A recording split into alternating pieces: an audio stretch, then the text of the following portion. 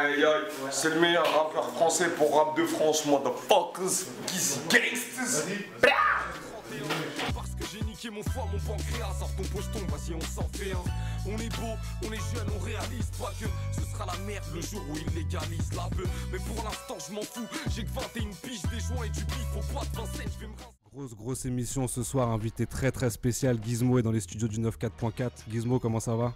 Non, je suis pas un invité très spécial. Je suis juste invité dans un endroit très spécial et ça va. Alhamdoulilah, merci de l'accueil. Ça va tranquille? Ça va, grâce à Dieu. Rouen, j'aime bien. Hein. Le petit voyage se passe bien, bon accueil? Au calme. Bon accueil. Je viens, des fois, je viens de temps en temps ici, tu vois. Ma femme, elle est là, ça veut dire. Je suis pas en pays étranger. On va revenir un petit peu rapidement sur ton parcours pour les gens les aficionados du rap qui étaient dans le coma depuis ces 3-4 dernières années. Ou ceux qui étaient pas encore en âge de savoir, tu vois, il faut pas aussi, tous les blâmer. Ouais, aussi parce que t'as justement le rap est une musique que les plus en plus jeunes écoutent, donc c'est clair que ça peut être des gens qui sont passés à côté de ton son en 2011, donc justement en 2011 quand t'es arrivé avec bah ouais, qui devait avoir, je sais pas, peut-être 10-11 ans et aujourd'hui ces petits ils ont 15 ans, ils vont en avoir 16 et ils kiffent Gizmo, tu vois. Yes. Donc le concept 2011, t'arrives avec le premier album normal, avec un délire, un truc, t'annonces que tu sortiras un album tous les 6 mois. Et je le fais. Et tu le fais Je le fais sur 3 albums consécutifs. C'est ça. Je m'arrête, 8 mois après on fait Jamais 203. Et 9 mois après Jamais 203, on sort Dans ma ruche. Yes, donc justement, même pas 25 ans, déjà 4 albums solo, 5 albums... J'ai 24 ans il y a 2 jours là. Ah, bon anniversaire en retard, frère. Merci frérot. Ouais. 24 ans, 5 albums au compteur. Donc justement, première grosse question, 4 albums solo, 5 albums quand on compte Jamais 203. Ouais. T'as 20 piges, tu parles comme un vieux, c'est quoi ce bordel? Explique-nous justement vraiment. Bah, en fait, le truc, c'est que moi, j'ai beaucoup été élevé dans un climat de délinquance et de hip-hop, tu vois. Voilà, comme beaucoup de grands frères à moi, y compris Yoni et Woody savent, tu vois, que mon père, de là où il est, paix à lui, tu vois, c'était un voyou, tu vois, à Paris. Et par rapport au fait que c'était un voyou, il côtoyait un peu les gros voyous qui avaient à l'époque les mains mises sur le rap et tout, tu vois. Donc il me racontait un peu les ambiances, le rayon vert, le globo, les débuts du Gibus, le terrain vague de Porte de la Chapelle. Et puis après, il y a mon grand frère qui arrive au-dessus de moi, qui a 5 piges de plus, qui écoute du rap à fond la caisse, tu vois. Ouais. Donc j'ai toujours plus ou moins eu cette gamberge de vieillard, tu vois. Et puis j'ai 24 ans, je m'occupe de tous mes frères, tu vois ce que je veux dire. Donc, gros taf. Je suis un peu dans la gamberge de l'ancien, quoi. Yes, justement, c'est Inch'Allah, on va m'appeler tonton comme Rimka bientôt. C'est un petit peu ça le paradoxe, Gizmo, justement, un petit jeune qui débarque comme ça, mais avec une gamberge que même certains rappeurs d'une trentaine, d'une quarantaine d'années auront pas forcément. Donc ça les regarde, hein. Moi après je suis là pour juger personne ou je suis là pour cracher sur l'ardoise ou le tableau de personne, tu vois. Ouais. Si on a à 30 ans, 35 ans, même 40, leur délire c'est d'être dans l'ego trip et de s'amuser. Moi, qui suis-je pour, tu vois, même pour porter un avis défavorable sur ce genre de truc? Je m'en fous, je me concentre plus à faire ce que je sais faire, à me concentrer sur mon business. Ouais. Et après, les autres qui font leur truc, moi, je respecte, tu vois, tant que c'est bien fait, peu importe l'âge qu'ils ont et ce qu'ils font, je respecte, je respecte. Oh, ok, ça marche. Et justement, donc toute cette gamberge et tout ce vécu dont tu parles, c'est ce qui t'a permis de tenir un rythme et de sortir un album tous les 6 mois pendant une trilogie comme ça, une suite de 3 albums sur 1 an et demi. Bah ouais, j'avais rien à faire. Moi, ils m'ont enfermé la première fois au CEF, j'avais 15 ans. Tu vois ce que je veux dire? Donc après, je sais pas, j'ai vu un truc de rap, c'était que le CEF, j'ai fait que ça, quoi. Yes. Et comment elle devient cette scission du coup à la fin de la trilogie de dire cette fois là je prends pas 6 mois, je prends beaucoup plus de temps, je vais débarquer avec un album. T'as été absent quasiment presque un an. Un an, ouais, un an de la scène totale. Bah je me suis rushé, tu vois, j'avais un pavillon dans le 77 que j'ai vendu. Je suis retourné dans ma cité, donc forcément Tu vois, c'est plus le même délire. T'es plus aussi pressé de faire les choses. Tu fais d'autres choses à côté. Tu revois d'autres gens. Tu renoues des liens avec certaines personnes. Tu prends de nouvelles habitudes. Ouais. Et tu peux pas, avec cette vie-là, faire un album tous les 6 mois. Tu peux pas. Yes, et du coup, on a senti cette maturité, non pas dans les textes et les thèmes, parce que ça, tu l'avais déjà, mais au niveau de la forme, on va dire, plus, Ouais. tu t'es essayé à des titres comme du R5 au R1, où tu rappes assez rapide, ou... Bah, à la base, en fait, c'est le R5 au R1, il est rapide parce que j'ai écrit un morceau de trap Ouais, et que je l'ai posé sur une instru de rap. Donc, fallait suivre le bordel, c'était amusant, et voilà, quoi. et pourquoi c'est comment la trappe, t'avais essayé de poser sur des instrus trap et ça te Bah, je l'ai correspondait fait, pas, hein, ou Destructible, il est trap. Ouais, mais sur celui-là, en l'occurrence, du R5 au R1, comment ce paradoxe J'ai où, même pas écrit, j'avais déjà les couplets. Ah, t'avais déjà avant? Ouais. Il y a que le refrain que j'ai écrit. Oh, ok. Et si tu reprenais un de tes 3 albums et que tu voyais justement le temps que tu as pris de faire celui-là, ça t'a permis peut-être de découvrir de nouvelles choses, de se dire, de pouvoir revenir sur certains sons ou des choses comme ça. Si tu devais refaire un des 3 premiers albums que tu as fait en prenant autant de temps que tu as fait pour faire Dans ma ruche, est-ce qu'il y a des choses sur lesquelles tu retoucherais ou certains titres que tu referais? Je referais La Banquise. La Banquise, Sans aucune concession. c'est un album qui, avec le recul, C'est un album où il y avait beaucoup de concessions et que les concessions, c'est pas Gizmo. Ok, ça marche. On parlait justement du son du R5 au R1. Je propose de l'écouter tout de suite pour les auditeurs qui n'ont pas encore eu le temps d'aller choper l'album. Pour ceux qui ne l'ont pas chopé, courez, c'est dispo depuis le 15 décembre, ça fait un petit mois maintenant. On s'écoute du R5 au R1 sur RC2 et on revient tout de suite sur le 94.4 avec Gizmo. Ça va toujours, Gizmo, tranquille? Toujours au calme, autant que je respire, ça va, frérot.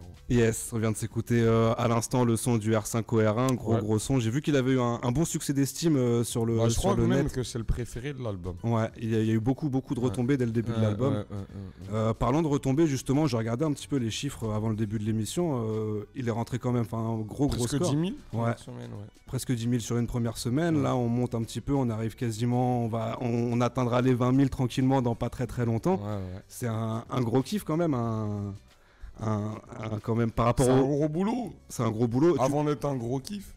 Est-ce que tu le ressens plus du fait d'avoir peut-être plus travaillé que les autres albums, ou plus la promo, ou plus des choses comme ça? Ou est-ce que c'est un engouement qui a pris au fur et à mesure?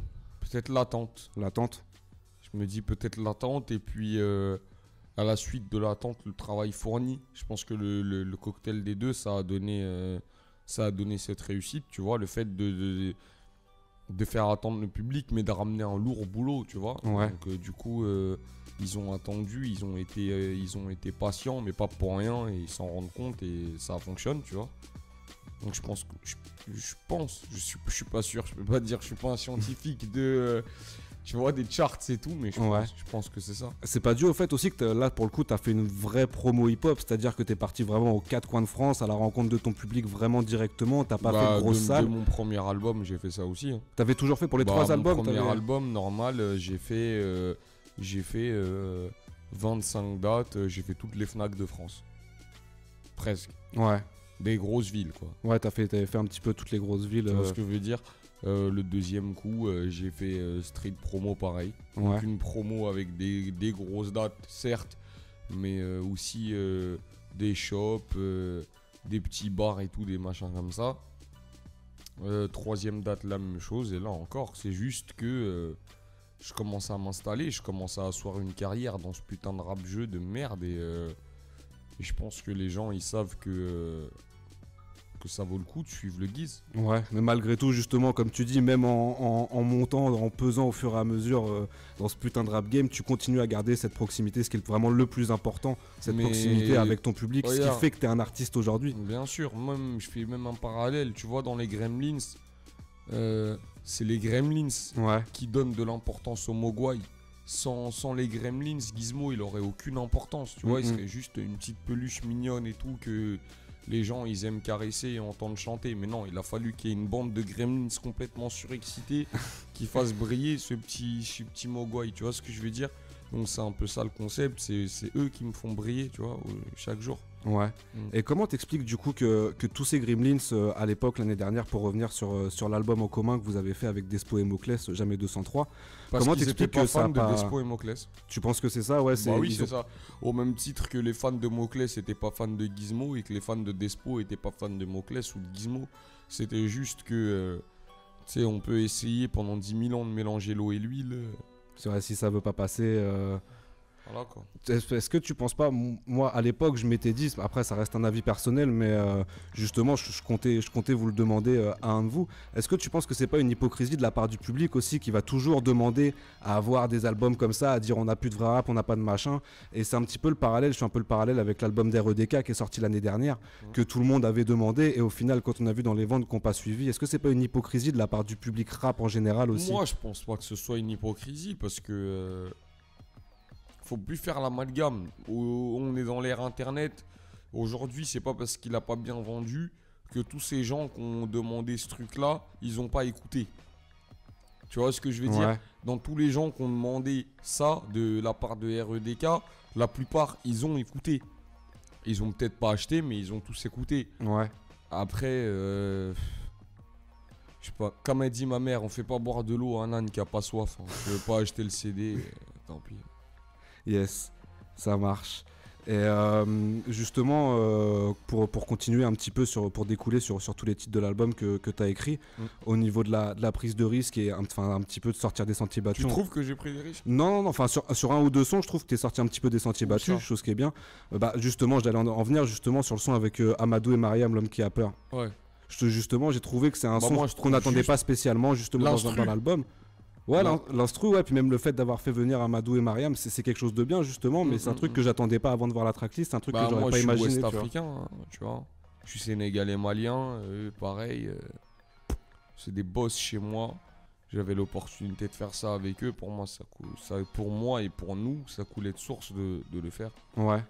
La connexion, elle s'est faite comment? Enfin, vous connaissez? Moi, je travaille avec Because Music. Enfin, on travaille, je dis moi beaucoup, mais Yoni, Willy et Gizmo travaillent avec Because Music. Ouais. Et Amadou et Mariam sont des artistes Because Music. Donc, ça s'est fait vite fait, bien fait, quoi. Ok, ça marche. On s'est vu en studio, on s'est kiffé, même humainement et tout, et on a fait le bordel, quoi. Qui a fait un gros titre qu'on va s'écouter tout de suite, L'homme qui a peur. On écoute ça et on se retrouve tout de suite après sur une émission spéciale ce soir. Sais-tu ce qu'est le rap français avec Gizmo? Gizmo, ça va toujours? Ça va mon gars, on est là au calme. Tranquille. On vient de s'écouter gros son dont on parlait juste avant, L'homme qui a peur en featuring avec Amadou et Mariam, sur lequel tu t'es risqué même un petit chant au refrain, t'as chantonné un petit peu, t'es rentré dans l'ambiance. Ouais, mais moi je te dis, je suis ouest-africain, j'ai été bercé par ces musiques-là, c'est même pas choquant pour moi de... Tu vois, je suis sénégalais, malien, moi... Yes. J'ai fait mon truc. Non, lourd concept en tout cas. Merci frérot. Et justement, moi j'ai un petit truc une phase que j'ai retenue dans l'album et justement qui m'a fait tiquer que c'était exactement ce que je pensais. C'est je m'en branle de votre relève, je suis avec les piliers. Ouais. Tu t'es toujours attaché justement à distancer ce truc. C'est la nouvelle mode depuis quelques années maintenant. Toujours d'être dans la relève. Voilà, on mise toujours la relève, relève. C'est normal. Une fois que vous serez plus la relève, vous serez quoi, bande de cons? Tu sais ce que je veux dire? Tu t'es toujours affranchi justement de ce truc-là, de ne pas être considéré comme la relève. Je suis un artiste. Je m'appelle Lamine Diakité, j'ai des choses à dire. Je rappe mieux que la plupart des trous du cul qui sont dans le rap français. Et j'exige qu'on dise de moi que je suis un rappeur, un artiste et pas une relève de je ne sais quoi, pacotille à la noix. Yes, ça marche. Et justement, toute cette génération, cette nouvelle relève, il y a Alino qui était exactement à ta place il y a à peine un mois et qui parlait justement, qui disait que eux de leur époque, le rap c'était pas un modèle pour réussir, ils avaient pas de modèle par rapport à avant, donc quand ils commençaient à kicker, à faire leur truc en studio, il n'y avait pas d'histoire derrière ou de plan de carrière ou quoi que ce soit. Clair. Maintenant cette génération qu'on appelle la relève, ils sont tous arrivés en voyant des rappeurs au sommet, donc souvent en essayant d'entamer des carrières parce que ils arrivent, ils connaissent pas les classiques, ils connaissent pas les machins, ils connaissent pas les trucs. Eux, c'est rap et business, tu vois ce que je veux dire? Sexe, violence, rap et flouze, il n'y a pas de fondamentaux, de je sais pas quoi. Donc, à partir de ce moment-là, ils peuvent pas respecter cette musique à sa juste valeur et c'est dommage, tu vois. Et c'est pas dommage, c'est même condamnable. Ouais. Parce que si j'en vois un faire ça en face de moi, je lui mets une baffe dans sa gueule, sa mère la pute. Justement, c'est ce côté old school que tu représentes ou juste toi, Je le représente pas, je suis enfin ça. que tu es, peut-être que Je tu suis représentes, c'est un lapsus, mais ouais, que tu es. Mm. Et donc justement, t'es jamais arrivé toi avec cet esprit de te dire le rap, je vais en faire ma vie ou je vais en faire mon métier. T'es arrivé avec un regard d'un mec des années 90 ou t'es non, arrivé à un moment, je me suis trouvé dans la merde, je savais que j'étais bon et même meilleur que beaucoup de gens et j'ai dit je vais faire ce truc là. Ok, ça marche. On va continuer à découler l'album. Je vois l'heure qui tourne tranquillement. Je sais que vous êtes attendu dans pas très longtemps. Un morceau sur lequel je voulais revenir et qu'on va s'écouter tout de suite dans la foulée, c'est Demain c'est mort. Ouais. J'ai trouvé ça joli comme hommage. J'ai trouvé ça vraiment pas mal. Ouais. Ça t'est venu comment cette idée de faire un hommage à enfin pas un Mais hommage ça à avec Demain c'est mort, mais Willy. une réponse version Mais Gizmo. je parlais de ça avec Willy, il me dit non, mais tu trouves pas et que t'as. Et je me dis ouais, peut-être et tout. Bam, j'ai créé un truc un peu dans le délire. Je le pose sur l'instru de Demain c'est mort. De Demain c'est loin. Demain c'est loin. Je le pose sur l'instru de Demain c'est loin à la base. Et je sais pas qui, quelques jours après, nous envoie l'instru de Demain c'est mort. Je me retrouve à reposer le morceau. Et ça donne ça. Ça donne ça. Et moi, en vrai, je voulais vraiment leur rendre un hommage. Tu vois, c'est des gens que moi j'ai beaucoup écoutés, que je considère comme être des créateurs du rap français, dans le sens où beaucoup, voire la plupart des rappeurs français, peu importe leur style, ont été influencés par IAM ou NTM ou ATK ou, tu vois, la Clica ou des groupes comme ça. Et voilà, c'est ça que ça voulait dire, tu vois, c'est que NTM, Solar, IAM, c'est pas que de l'antiquité, c'est aussi un gros boulot et c'est des gens qui se sont impliqués pour que certains trous du cul qui les critiquent aujourd'hui puissent rapper alors que ils dansaient en survêtement Lacoste derrière la Clica, sans citer de nom, tu vois ce que je veux dire. Ouais, je vois très bien. Yes, c'est ce qu'on s'attache à vous faire découvrir aussi dans la session classique tous les jeudis soirs de 21h à 23h. Grosse session classique qu'on se fera encore ce soir, juste après un gros freestyle de Gizmo. Du coup, pour clôturer tranquillement ce parallèle Demain c'est loin, demain c'est mort, ça m'a fait rebondir sur une phrase que j'ai retrouvée. Je sais plus qui c'est qui l'a écrit en chroniquant ton album Dans ma ruche qui est sorti il y a pas longtemps. Ouais. Et je l'ai trouvé vraiment pas mal. Et justement, ça rejoint ce truc de Demain c'est mort. C'est le rap français sera bien triste le jour où Gizmo sera heureux. Qu'est-ce que tu as à répondre à ça quand justement, parce qu'on voit cet album teinté toujours de beaucoup de tristesse, alors que J'ai à dire déjà que c'est vrai. Parce que quand il fait beau, que je suis bien, que j'ai tout ce que je veux, tout l'argent que je veux, toutes les meufs que je veux, toutes les bécanes que je veux, tous les requins que je veux, j'arrive pas à écrire. Tu vois ce que je veux dire? Ouais, j'arrive à écrire quand j'ai 3-4 bières, que j'ai un bloc de bédo, et qu'il est, je sais pas, 2h du matin, que je vois tout Paris du haut de mon 16e étage à la jupe illuminée, et qu'il n'y a rien d'autre à faire que ça, et que je me dis putain, quelle vie de chien, c'est quand que je me casse de la jupe. Tu vois ce que je veux dire? ouais. Et pour continuer d'écrire, je vais même te dire un scoop, j'ai re-signé le bail. Tu vois ce que je veux dire? À la jupe. Allez, on reste encore comme ça, on va peut-être faire un album. Donc, ouais, non, moi, c'est vrai, j'écris mieux quand je vais mal. Donc, le mec en question, il avait peut-être raison en disant ça. Yes, c'est un équilibre qui est dur à trouver, du coup, Non, à en fait, attacher, en fait, l'équilibre qui est dur à trouver, c'est de constamment aller mal et d'arriver à le cacher tout le temps. Voilà.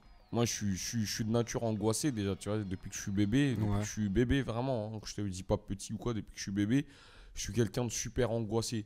Ça veut dire que ça fait 24 ans que je me lève avec la boule au ventre. Et que personne ne sait parce que je suis un bon acteur. Ça fait 23 ans que je suis stressé. Ça fait des années que j'ai perdu mon père. Ça fait quelques mois que j'ai perdu ma soeur. Et que je m'efforce d'être le meilleur des comédiens, tu vois.